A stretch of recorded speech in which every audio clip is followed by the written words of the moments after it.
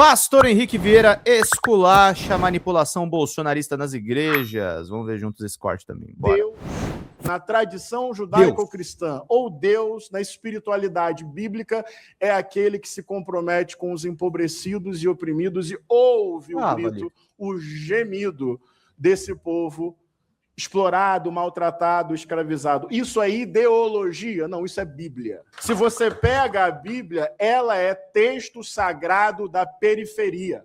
O problema é que, historicamente, ela vem sendo lida e interpretada pelo centro do poder.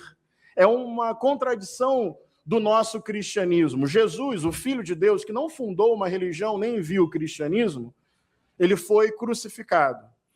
E 4 séculos depois, o movimento derivado desse Jesus, que se chamou posteriormente de cristianismo, olha o problema, tornou-se a religião oficial do Estado que o matou.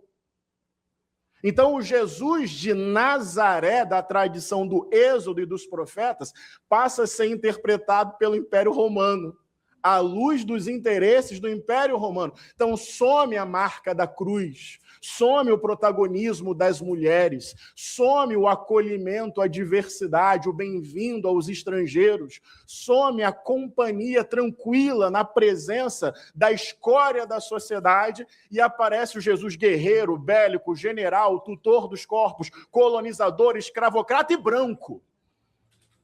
Porque a Bíblia tem sido lida e interpretada historicamente por um lugar que contradiz a sua origem. Se o texto bíblico é do Êxodo, se o texto bíblico é dos profetas, se o texto bíblico é de Nazaré, por que está sendo lido e interpretado pelos ricos e pelos poderosos? Então, se é para falar de valores, é para sempre ler a Bíblia pela ótica de quem tem fome, de quem tem sede, de quem não tem roupa para se vestir. Ler a Bíblia pela lente dos oprimidos é ser coerente com a revelação de Deus no Êxodo, nos profetas e no seu Filho, nosso Salvador Jesus. Isso não foi a esquerda que me entregou. Eu não aprendi com Marx, eu aprendi com o Evangelho. Com a vitalidade do Espírito que sopra nas periferias do mundo, nos corpos estranhos.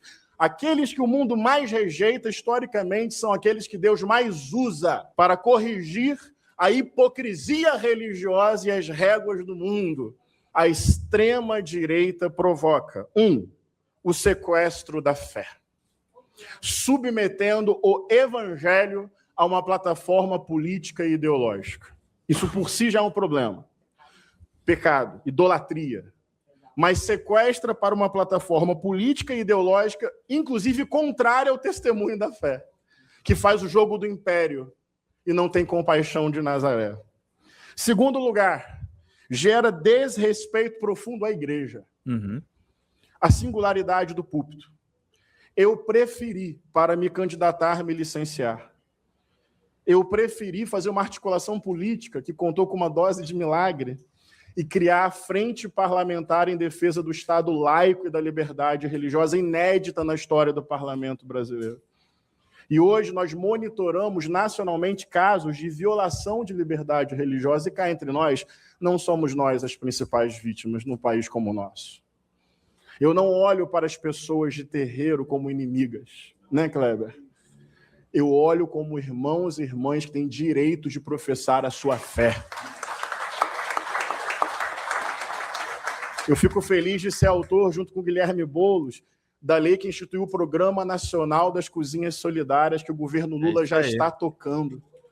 Se o nosso mandato serviu para, lá na ponta, fortalecer o protagonismo de mulheres em cozinhas solidárias para tirar pessoas da fome, isso para mim importa mais do que o crescimento do número de evangélicos no Brasil.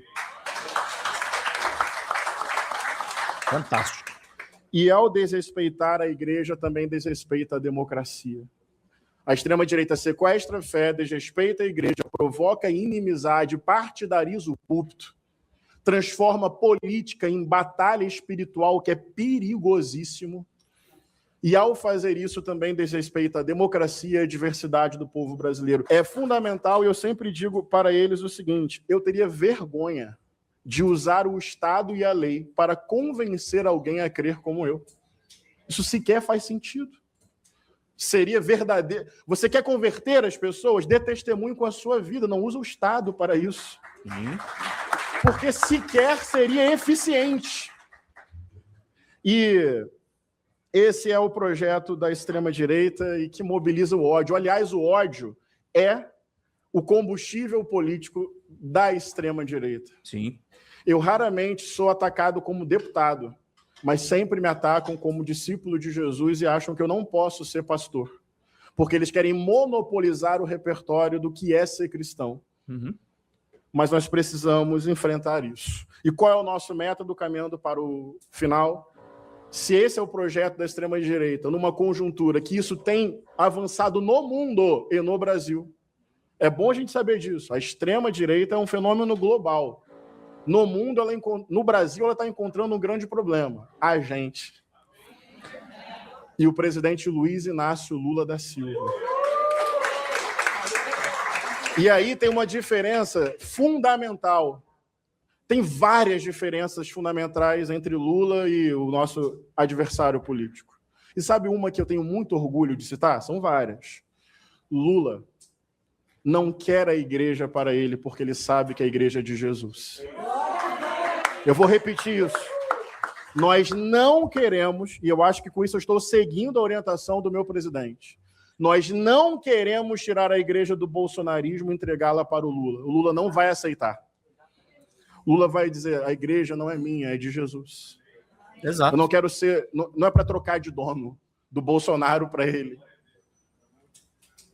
Isso é uma diferença ética fundamental entre nós. Fundamental. Eu não quero colocar a placa do meu partido na porta da minha igreja. Eu não faria isso. Não faria isso. Nós queremos, e aqui para ser bem didático, uma igreja que seja cidadã, que tenha sensibilidade social, que a partir do êxodo dos profetas e de Jesus se comprometa com os pobres, que seja pacifista, humanista, solidária, que promova debate interno respeitando a diversidade, que não tutele o voto de ninguém e que não use o púlpito para fazer propaganda política e eleitoral. Essa é a nossa agenda. Não estou falando de uma igreja neutra diante da injustiça. Jamais. Mas de uma igreja que zela pela autonomia do Estado, pela singularidade do púlpito e que coloca a mesa da comunhão para todas as pessoas sem discriminação. Pessoal, para concluir, o ódio é o fardo que eles vão carregar. Porque se o meu inimigo tiver fome, eu vou dar de comer. Quero derrotar as ideias da extrema-direita. Jamais com as armas da extrema-direita. No mundo deles, nós podemos ser torturados e mortos. Atuando na Comissão de Direitos Humanos da Alerj no Rio. O genocídio da juventude negra não é um número. É uma realidade cotidiana. E eu vi, Janja, a maioria das mães negras, totalmente pobres e periféricas, e a maioria evangélica. Conheci a história da Dona Rose, mãe da Maria Eduarda. Maria Eduarda, uma menina de 10 anos, sonhava ser jogadora de basquete. Estava jogando na educação física, na quadra de um bairro muito periférico, uma Nazaré do meu Rio de Janeiro, o bairro de Costa Barros. Tiroteio na porta da escola, uma ação policial completamente inconsequente. Óbvio que só poderia ter tiroteio assim em Costa Barros, porque se fosse no Leblon, não agiria daquela forma. As crianças correram para dentro do prédio, Duda foi uma das últimas e foi alvejada. A Dona Rose recebe a ligação que nenhuma mãe deveria receber. Sim. Você deixou a sua filha na escola e ela foi morta pelo Estado brasileiro. Eu vi o desespero da Dona Rose tendo que lidar com fake news no dia do seu luto, associando a Duda à namorada de traficante, como se ela merecesse morrer se assim fosse. Não era. Mas é porque o racismo mata mais de uma vez. E parte da sociedade não é só indiferente à morte da juventude negra, das crianças negras. É mais do que indiferença, é desejo. Eu acho que tem que acontecer mesmo. Eu vi o desespero de uma mãe sentindo saudade da sua filha, tendo que responder à sociedade que ela não merecia morrer. 7 dias depois, teve um evento interreligioso na escola dela. Eu fui lá como alguém que estava acompanhando o caso e como pastor. Participei de uma mesa para consolar a família, os profissionais e a criançada. No final, eu termino com isso, Dona Rose quebra o protocolo e chama a pastora dela para uma saudação. Eu achei aquilo estranho num primeiro momento, se é a pastora dela, por que não está compondo a mesa? E quando vem a pastora dela, vem com vários obreiros atrás, assim, de terno e gravata. Quem é do meio evangélico é uma estética tipicamente pentecostal. E eu, batista, histórico, protestante, com várias coisas que precisam ser convertidas dentro de mim. E veio a Dona Rose com a pastora. Beleza, Kleber? E eu pensei, bem, o que vai acontecer com o protocolo? Vai começar um culto pentecostal, a gente sabe que quando dá a tal oportunidade, a vida vai. Mas é o meu olhar de batista, tal. Dona Rose segura a mão da pastora. E elas não falam, elas cantam. Estou clamando, estou pedindo, só Deus sabe a dor que estou sentindo. Meu coração está ferido, mas o meu clamor está subindo. Mulher negra, periférica, trabalhadora e pobre, que perde a sua filha pela violência do Estado, com grande parte da sociedade não se importando com isso, segurando a mão da sua pastora e dizendo, só Deus sabe o que eu estou sentindo. Papo reto, paciência zero para Malafaia, mas com Dona Rose eu quero conversar. Maravilhoso. Gostei muito da fala do pastor Henrique. Falou do Malafaia, porque eu também não chamo ele de pastor. Ele teve a cara de pau de ir numa rede social e falou que eu estava conversando com mulheres insignificantes. Insignificante é ele, porque toda mulher para mim é importante. Não importa se eu fiz uma reunião com 2, com 3, com 200, com 1000. O que importa é que eu conversei, o que importa é que eu ouvi elas. Isso para mim que foi mais importante. Fala, galera da Folha TV, não se esquece de se inscrever aqui no nosso canal para assistir programas como Folha Notícias Manhã, Folha Notícias Noite, o nosso Folha Entrevista e o nosso Barzinho das Meninas. Muitas coisas bacanas a gente acompanha por aqui e a gente precisa muito, muito do apoio de vocês para nosso trabalho jornalístico, investigativo, de curadoria de conteúdo, com vocês ajudando no nosso Pix, folhademocrata@gmail.com, ou mandando superchats, valeu demais, e os recursos financeiros, tornando-se membro do nosso canal, no nosso curso de jornalismo básico, para você ficar muito bem informado a respeito de tudo. Queridos e queridas, muito obrigado pela presença de todos vocês, vida longa e próspera. Cuidem-se, cuidem dos seus e não esquece de se inscrever aqui na Folha TV. Até mais!